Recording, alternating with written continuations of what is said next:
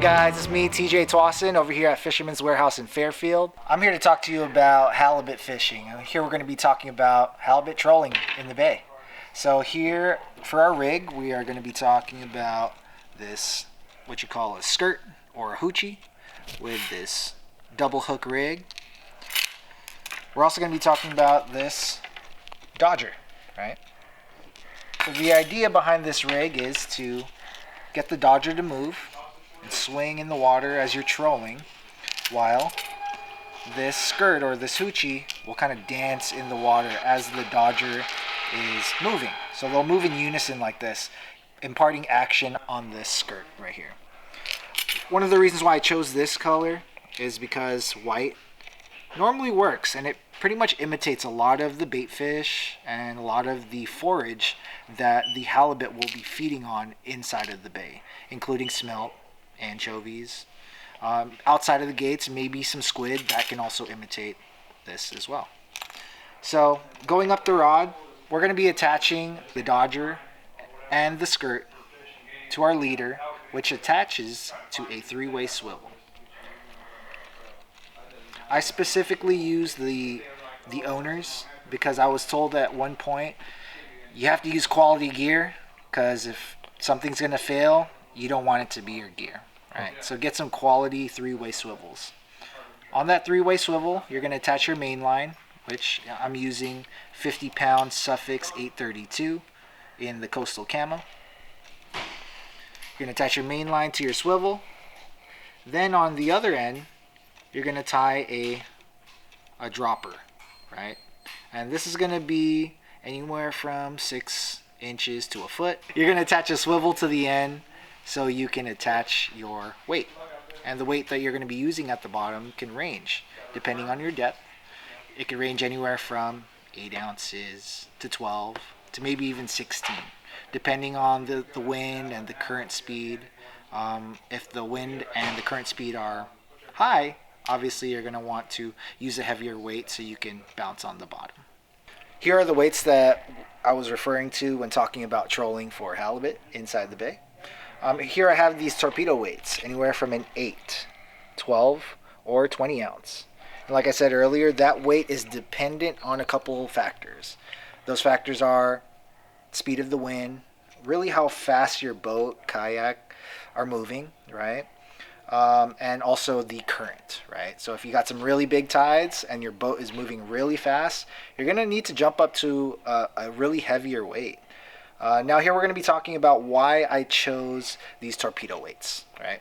A lot of people tend to use the cannonballs, which are, like a circle or a sphere, because, they hold bottom really well and you can make good contact. But the reason why I chose these is because this can deflect off of any kind of structure or anything down there, rocks that you might potentially get hung up on. A spherical shape can get wedged between cracks fairly easily, while something like this can deflect easier off of that type of structure. Today we're going to be talking about a few of the halibut rods I like to use. This one here is a 906 Phoenix Abyss. One reason I really like this rod, because it's super soft, so any little hit you're going to be able to tell just because it's super soft.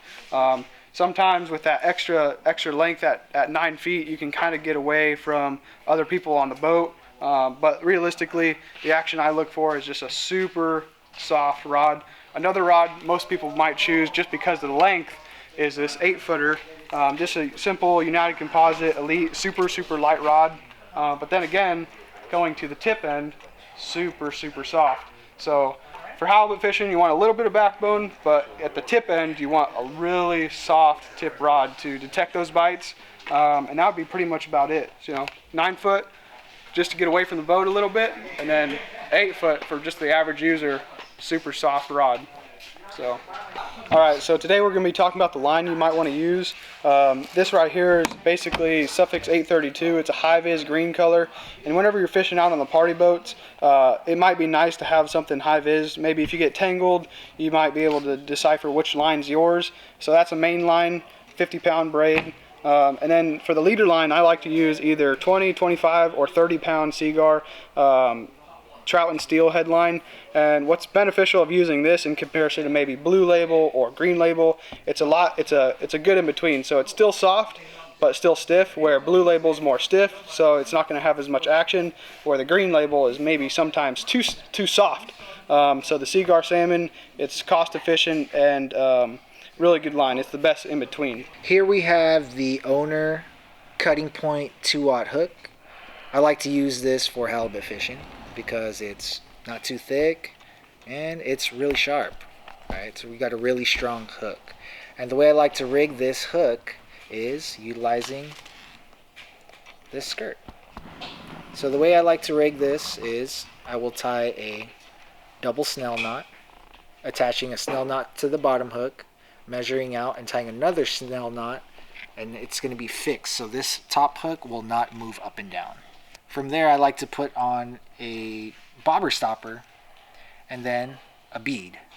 That bead and bobber stopper is going to go to your skirt, and it allows that skirt to not go all the way down towards the hook. And as you can see here, you have the hook coming out near the top and a hook coming out near the bottom. Halibut fishing in its most basic form can come from just trolling a bait by itself without the hoochie. So in doing so with one of these halibut rigs, it has a treble hook on the bottom, a sliding snell at the top, as well as the 3-way swivel and the area to attach your weight. With that sliding snell, that would allow this top hook to slide up and down the leader.